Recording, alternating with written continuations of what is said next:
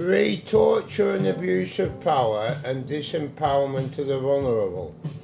In April 2015, I pointed out to Helen Wolfe, modern matron of Orwell Ward, the Harbour, Blackpool, and all of the staff who were in the office, a patient who said he lived near Ganatop, Burnley, was inciting hatred amongst the patients. Helen Wolfe was seen by everybody to turn her nose up in the air and angrily dismiss my query by storming away when I asked her, "At what point do you defend yourself?" I was telling the office for 4 days what was going on, but there was preoccupation, was playing with computers and gossiping, self-satisfied amongst themselves, cosy in the office. The staff showed no social awareness or compassion, slammed the door and told me to shut up. Concerned about safety and staff ignorance, I raised my voice because the door was now shut. This was from a ward who did not realise I was joking when I told them I had 14 bottles of wine and a slice of toast for Holy Communion on Easter Sunday 2015. They refused my meds because they believed the joke. An angelic support worker told them the following morning, "Well, Steve doesn't drink anyway. This is the torture I had to endure." They also invented sometime I'd been to the pub and got drunk when it was documented it was on the ward as an excuse. After 4 days of informing the staff about Sean's hatred, one morning Sean jumped on my shoulder from behind twice, and I twice shrugged my shoulders and left him unhurt on the floor. On camera, 3 static Afro-Caribbean nurses watched this like holograms. 3 phone calls were made and deleted early morning while my mobile was playing through my iPod dock near the meds room. I checked the calls from my phone company who confirmed them. One was to my ex-son-in-law's new bird, and I got a telling off, and it wasn't me. Sean claimed responsibility. He also claimed responsibility for smashing up my 90 quid Sony headphones, which support worker Eva Clare confirmed cost £50 to replace. Orwell has a lot to be desired. At lunchtime the same day, Sean started nutting me, biting me and punching me in the back of the head in the dining area on Orwell Ward. The staff did nothing. I moved my meal from memory around all of the outside 12 placemats of the 4 tables and around the first 6 placemats a second time. Then out of the corner of my right eye, I noticed Sean raise his right foot to my right foot, which he knew I had 2 3-inch bolts protruding from my heel and which were loose and awaiting an operation to have them removed. I had had an x-ray on the bones were healed up, but the bolts were loose. It would have been excruciating if he had connected, so I had to back nut him as he was nutting me forward. The unavoidable self-defence broke his nose, and then he got me in a headlock. Greg Jones, a credible staff nurse who was nearby, elephanted on top of us and flattened us both. I was still in a headlock from behind. Greg asked me if I needed a PRA and I said I was okay, and he found a scratch on the back of my head which he cleaned up with a wet tissue.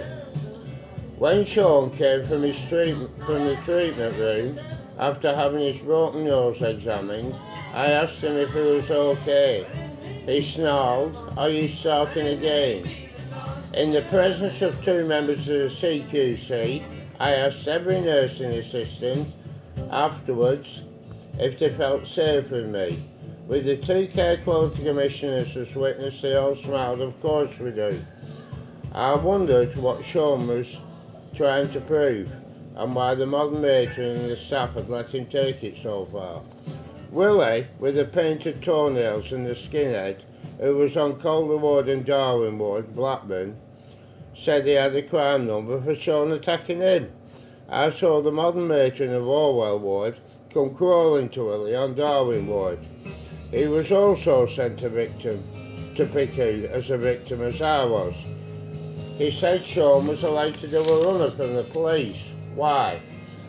I was sent to the Swinney for what Greg Jones confirmed to my care coordinator Louise Corser and myself over the phone was minimum force unavoidable self-defence. The Swinney is a heavy grilling regime, and there Dr. Ayabe said I was there because I hit somebody in a failed tribunal. Greg Jones said this was minimum force unavoidable self-defence as an eyewitness. Emma Johnson, formerly Worthington, Violence Reduction and Prevention Officer, also confirmed self-defence after examining CCTV. I believe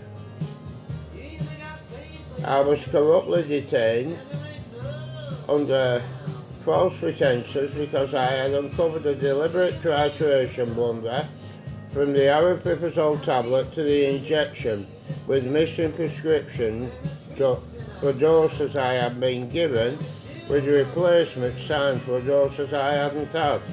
This was deliberate to mess my mood up. 3 pharmacists who I knew confirmed the timescale and the doses were wrong. I embarrassed the ward so much they gave me 8 hours leave to impair paid to Burnley, and I was due to be discharged next day. Instead, I had to put up with a corrupt punishment at the Swinney. When I arrived at the Swinney, I was given a multicoloured tub of tablets by Richard, the charge nurse, without seeing a doctor. These tablets made me poorly and I ended up in seclusion. If I hadn't seen a doctor, I can only assume that they were prescribed by the harbour doctor, who admitted publicly she couldn't assess me. There was no mental escalation.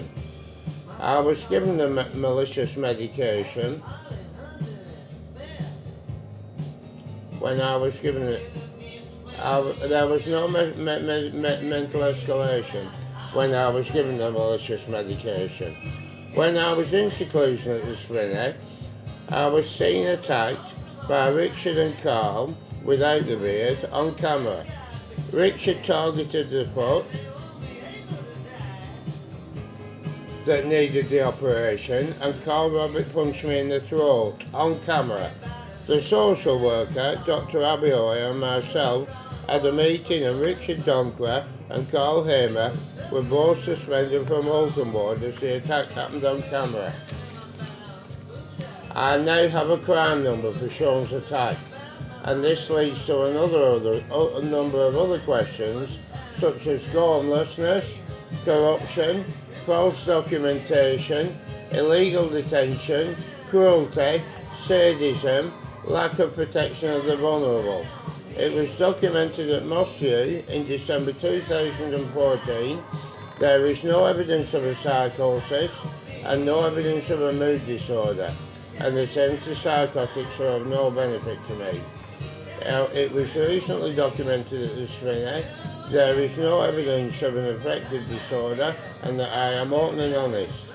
These 2 documentations seem to veto all of my abusive diagnoses since Dr. Maidner went into the prison system when he has sexually assaulted me amongst many other young males, and that most doctors cannot distinguish between gossip, which has snowballed from his false documentation to cover his crimes, and evidence. I have believed I have been maltreated by most of the personnel in Lancashire since 1979. Please can I have some sense? I have confidence in my care coordinator as a nurse and as a human being who has earned my respect. There are a lot of consultants I would define as gormless. An idiot is defined in the English Oxford Concise School Dictionary as someone who causes professional damage. Please discuss. Cowardice of decision makers. I am accusing police of not having the courage to follow the policeman's oath or the role of the police as directed by the Home Office. 25 witnesses saw Dave Bennett lure me laughing and joking into a dormitory and saw me carried out unconscious. PC 3952, Andy Marston, said the head injuries as examined by the Bowling Unit Parkwood's doctor coincided with a hammer attack and having my head slammed with force to the floor. It was attempted murder and I was in fear of my life when Mr. Bennett isolated me in my bedroom on Calder Ward 3 years later, and I was not going to risk my life again. If tears hadn't come to his eyes and he hadn't backed down, I would have had no choice but to take his eyes out in self-defence. It is justifiable. I accuse whoever made the decision not to bring criminals to justice is guilty of lack of investigative ability and cowardice. My advanced statement allows me self-defence and to protect the vulnerable. It also states I have to be listened to. Oath to God, Queen and Country, 5th day of May 1975, 11:35.